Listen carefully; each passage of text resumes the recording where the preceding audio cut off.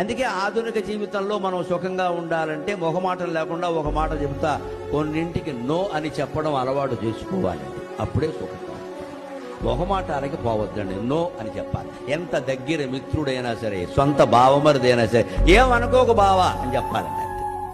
అంతేగాని బావమరిది కదా అని వాడి నోటు మీద మనం బెళ్ళ పెట్టి సంతకం పెట్టేసి మనం హామీ పెట్టామనుకో, శ్రీమద్ రమారమణ గోవిందో హరి, తమ్ముడికి అప్పించినా సరే కాగితం రాయించుకోవాలి, అంతే లెక్క.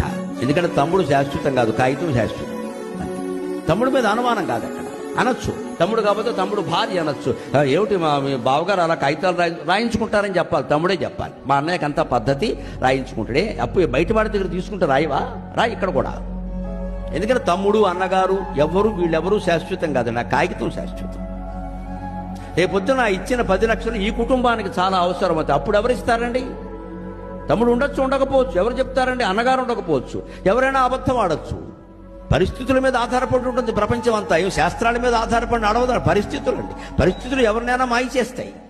అంచేత ఒక కాగితం ఉందనుకోండి, తమ్ముడు లేకపోయినా ఈ అన్నగారు ఎవరో కాగితం ఉందిరా మీ నాన్న ఇలా చేశాడు అంటే కొడుకు కనిపిస్తుంది, కాదని లేడు కదా.